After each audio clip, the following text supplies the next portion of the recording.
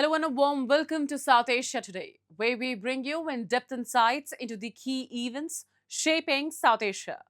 I'm Shivangi Mishra, and are today's top stories. Young innovators are building India's future in space.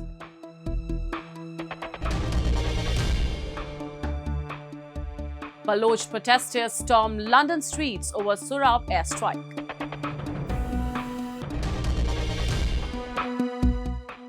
And POJK elections fail to gain public support amid protests and violence. Let's begin the show. Today, Indian startups are going beyond apps and software. They are building rockets, propulsion systems, and technologies designed for the next generation of space exploration. As India opens its space sector to private enterprise, young engineers are driving a new wave of innovation from private launch vehicles to reusable space technology. Here's how these startups are positioning India as an emerging force in the global space economy. India's private space sector is rapidly emerging as a new engine of innovation. After the sector opened to private participation in 2020, Hyderabad-based Skyroot Aerospace set out to build India's first privately developed rocket. In 2022, its Vikram has successfully reached space, marking a major milestone for India's private space industry. Today, Skyroot stands as India's first space unicorn, reflecting the growing ambition of the country's new space ecosystem.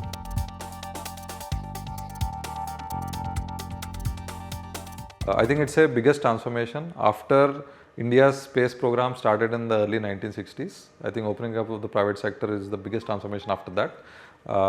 It has huge impact by creating a $44 billion space economy by 2033, which is the ambition set, which can be done only with the partnership with the private or opening up of the private sector.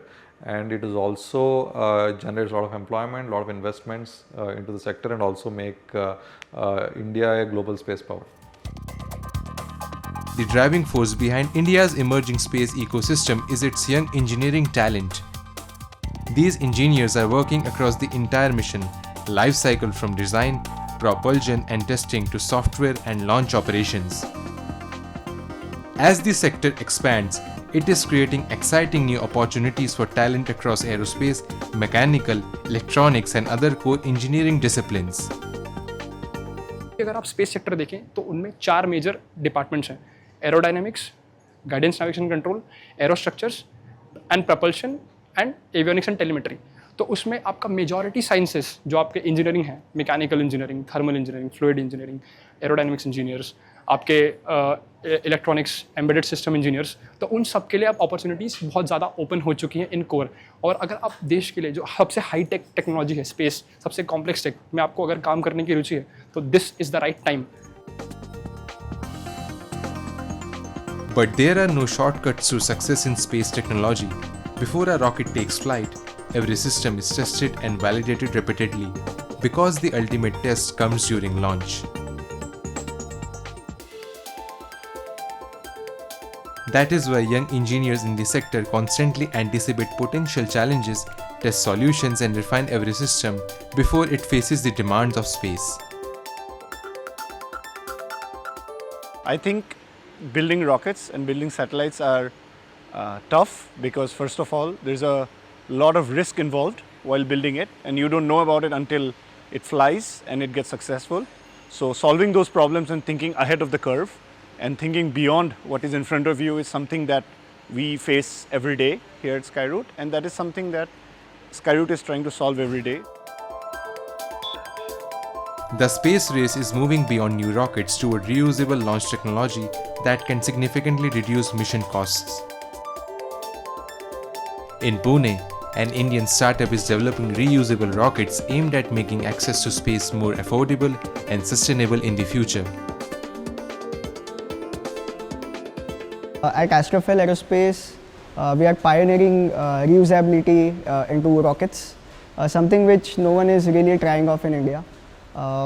Reusability is really important technology for a country, being its rocket program, and I certainly believe that this in long term reduces the cost of access to space. True self-reliance in space goes beyond building rockets. It means developing the electronic components, software, algorithms and designs that power them within the country. Deep tech startups are now working from the ground up to build a stronger, more indigenous and self-reliant Indian space ecosystem. Even electronics components, all the code that is required, the algorithms that are required, all are designed in-house by us. Nothing is imported. हम components भी सब Indian ही use कर रहे हैं. And I think it is important कि जो Indian deep tech startups है वो भी सब चीज़ें ground level से Indian करें ताकि पूरा ecosystem grow हो, not just the company. A new generation of Indian startups and engineers is reshaping the country's space journey. From rockets and reusable technology to indigenous space systems, India is moving beyond participation, emerging as a force shaping the future of space exploration.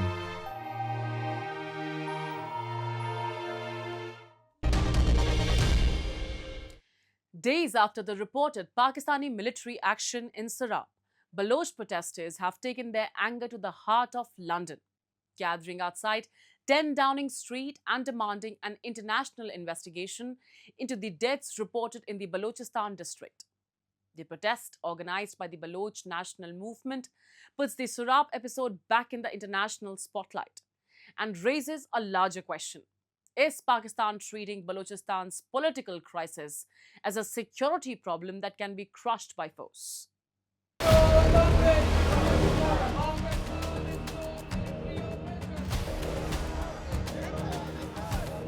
Outside the 10 Downing Street in London, Baloch protesters gathered with photographs, placards and candles demanding justice for those killed in the recent Pakistani airstrike in Surab, Balochistan. Their allegation is stark. Pakistani military aircraft bombed a populated area in Surab. The protesters say civilians, including women and children, were among the victims. This is not the first time that Pakistani military is using aerial power against Baloch civilian populations. Before this, Pakistani army used drone strikes in Surah, which also kills innocent women and children. Today, we came here to demand and urge United Kingdom to press Pakistan to allow international organizations in Balochistan to investigate the incident, also to ask Pakistan United Kingdom's mission in Pakistan to allow them to visit Balochistan so they can interview, they can visit the area and they can have direct interaction with the local. Our call is from United Nations, European Union to also highlight this issue. The incident that brought the protesters to London happened on August 12. In the Gidar-Gundan area of Surab, reports emerged of Pakistani aircraft carrying out an aerial bombardment. Local reports put the death toll at more than 20, with some Baloch groups claiming around 30 civilians were killed, including women and children. Baloch activists have for years accused Pakistani authorities of using military operations, enforced disappearances, arrest and restrictions on protests to suppress political dissent in the province. The issue of enforced disappearances has also been raised by international rights bodies. The UN Working Group on Enforced Disappearances has repeatedly expressed concern over cases reported from Balochistan, while rights organizations have documented allegations of arbitrary detention and excessive use of force against Baloch activists. Balochistan's grievances are also linked to questions over political representation, provincial autonomy, and control over natural resources. The province is Pakistan's largest by area and has significant reserves of natural gas, copper, gold, and other minerals. Baloch political groups have long alleged that the province does not receive a proportionate share of the benefits from these resources, while development indicators remain among the weakest in Pakistan. The UN Development Programme has identified Balochistan as one of Pakistan's poorest regions, with high levels of multidimensional poverty and significant gaps in education, health, and basic services. Balochistan situation from the day one has been a political issue, and the resolution to this situation will always be a political one. But before any talk can take place, before any resolution can take place, the Pakistani state needs to withdraw from Balochistan its military power, because at the moment Pakistani state is trying to control Balochistan with military, with security personnel, with AK-47s, with gunship helicopters, with drone strikes. This is how they're trying to control Balochistan, which they have miserably failed. Unfortunately, the life which are being lost is mostly the Baloch people who are being targeted by the Pakistani state. Pakistan, meanwhile, has continued to deploy security forces across Balochistan to counter armed separatist groups, including the Baloch Liberation Army and Baloch Liberation Front, which have carried out attacks on security forces, civilians, and infrastructure. The conflict has therefore developed on two parallel tracks: an armed insurgency on one side and a broader political movement demanding greater rights and accountability on the other. The Surab incident has now added a new international dimension to that conflict.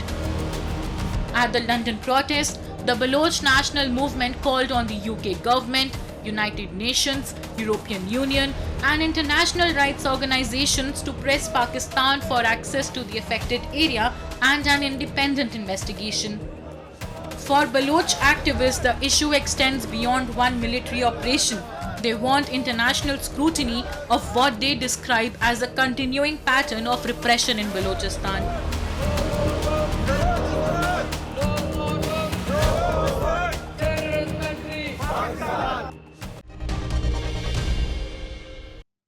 Now we take a look at some happenings in Asia in a segment called Asia Watch. South Korean President Lee Jae-myung called for stronger independent defense capabilities, while saying annual civil defense exercises coinciding with joint US-South Korea military drills were defensive and not intended to threaten North Korea. The remarks in a cabinet meeting came after US President Donald Trump instructed the Pentagon to substantially reduce the joint military exercises with South Korea, and said North Korean leader Kim Jong-un had responded to his outreach. He also called for faster progress on South Korea's nuclear-powered submarine program and for developing officers capable of integrated operations for future conflicts, as distinctions between battlefields become less clear. At a National Security Council meeting on Tuesday, Lee said the civil defense exercises held alongside major U.S. South Korea military drills were defensive in character, had no intention of using the exercises to attack North Korea or raise tensions on the Korean peninsula.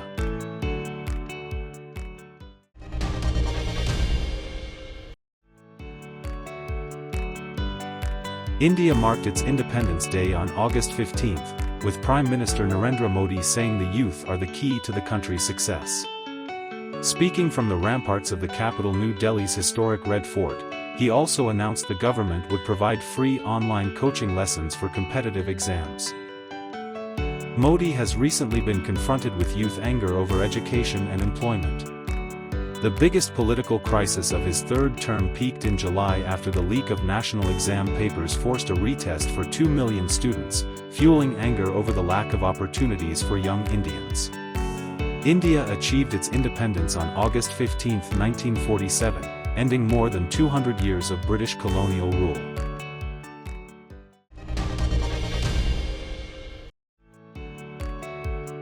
a lawyer from Imran Khan's Pakistan Tehreek-e-Insaf (PTI) party and another independent lawyer objected to a Pakistani government challenge against the court order to move the jailed former Prime Minister Khan to a private hospital.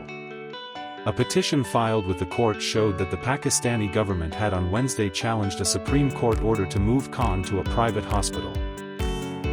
The petition could dash the hopes of Khan's party and family, who have been calling for him to be given access to health care and visitation rights, and also spark public discontent over the treatment of the hugely popular cricketer-turned-politician.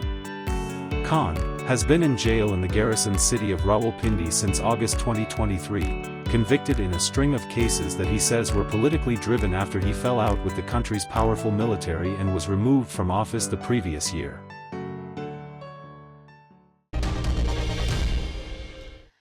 In Pakistan-occupied Jammu and Kashmir, elections were held amid deepening public unrest. Weeks of protest, clashes, and allegations of a violent crackdown by Pakistani security forces. Polling was conducted in phases, while 7 constituencies were left without voting due to law and order concerns. But the ballot has not ended the turmoil. Even after polling, protesters continued their sit-ins, demanding that their concerns be addressed. Here's a report. The electoral process in Pakistan-occupied Jammu and Kashmir remained deeply overshadowed by unrest on the ground. Polling was held in phases on July 27 and August 2, while the final phase on August 10 was limited to just 4 constituencies in Bagh and Haveli.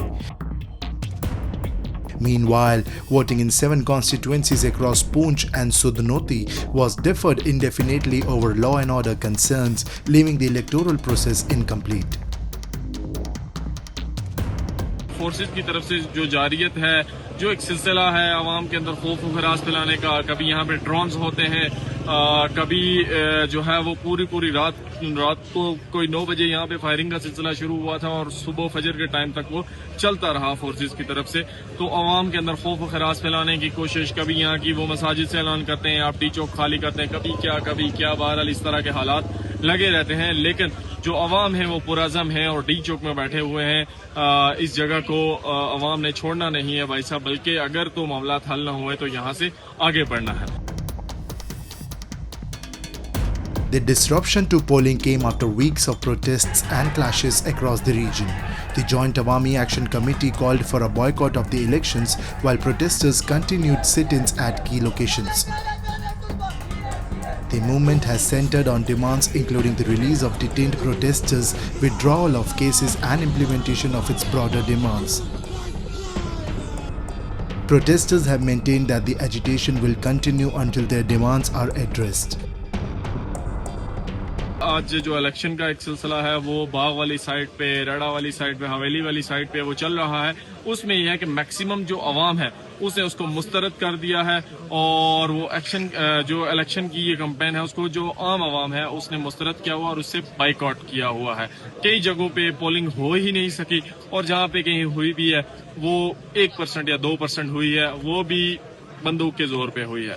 तो election का boycott है। और एक और चीज का election committee ने announce की थी कि इलेक्शन का बाइकआउट हमारी तरफ से किसी जबरदस्ती पे अवाम के साथ ये नहीं कहा जा रहा कि अवाम जो जा रही है उनको डंडे मारने के लिए कभी भी नहीं कहा जा रहा कि आप जाके वोट ना कास्ट करें। यहाँ से कहा गया कि सिर्फ बाइकआउट करना है हमने और पुरअमन रहते हुए हमने इलेक्शन का बाइकआउट करना है।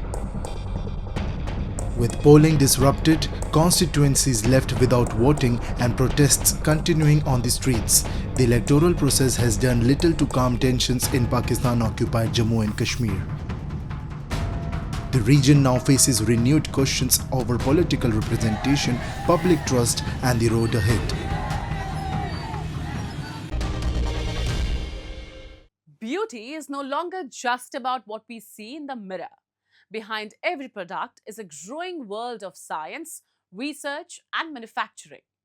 In Jammu, the cosmetics industry is emerging as a space for innovation, entrepreneurship and employment, with local manufacturers developing products for a market that is expanding rapidly across India and beyond. Let's take a look. From skincare and hair care to personal care products, Jammu is witnessing the emergence of a growing cosmetics manufacturing ecosystem. Modern facilities are bringing together research, formulation, production, and quality testing to develop products that meet changing consumer needs. At the same time, a new generation of consumers is spending more on personal grooming and skincare, giving further momentum to an industry that is rapidly changing the way beauty products are made and consumed. हमारे यहाँ पे जो younger generation है, जो youth है, और उनका online spending और अपने स्किन केयर पे पैसा खर्चना, एक तो उनके पास पैसा है अपने स्किन पे खर्चने के लिए, अच्छा दिखना चाहते हैं, और उस वजह से इंडिया आज की डेट में, इन दो वजह से आज की डेट में इंडिया वर्ल्ड में fastest growing cosmetic industry in terms of volume and in terms of financials, India आज की डेट में उस पोजीशन पे है. A shift that was once limited to special occasions is now becoming part of everyday life. Rising incomes, changing lifestyles, e-commerce, and digital platforms are driving demand for beauty and personal care products. India's beauty and personal care market is growing at an annual rate of around 10 to 11%. It is estimated that the market could reach $34 billion or around 3 lakh crore rupees in the coming years, creating new opportunities for manufacturers. India से काफ़ी brands हैं जो खुद भी internationally export करते हैं, हमसे manufacture कराते हैं, right from face serums to sunscreens, moisturizers and body range products, other hair care range products, and then कुछ इंटरनेशनल क्लाइंट्स भी हैं जो इंडिया से अपना skin care, hair care category mostly cover करते हैं. The growth of the industry is also creating opportunities beyond the products themselves. Research, production, packaging, quality control, and marketing are opening new career paths for young people. Manufacturing units are providing hands-on experience and technical training to employees from different educational backgrounds. हमारे साथ काफ़ी जैसे कि जो लोग B pharma करके आए हैं या बीएससी हैं या अदर बीटेक्स या कुछ विदाउट मतलब 12th या पास है, वो अच्छा करियर ग्रो कर रहे हैं. यहाँ से हमारे साथ टेक्निकल लर्निंग ले रहे हैं, वो लेके नेक्स्ट कंपनीज में भी बहुत अच्छा ग्रो कर रहे हैं. हमारी कंपनी भी बहुत अच्छा उनको एडवांसमेंट, टेक्निकल ट्रेनिंग्स प्रोवाइड कर रही है, जिससे उनका करियर ग्रोथ हो रहा है. The story of Jammu's cosmetics industry is therefore not just about beauty products. It is about changing consumer habits, scientific research, modern manufacturing, and the young workforce powering a growing sector. From products being developed in Jammu to Indian brands reaching international markets, the industry is creating a new space where beauty meets technology, entrepreneurship, and opportunity. And as the sector expands, Jammu is becoming part of India's larger beauty and personal care story.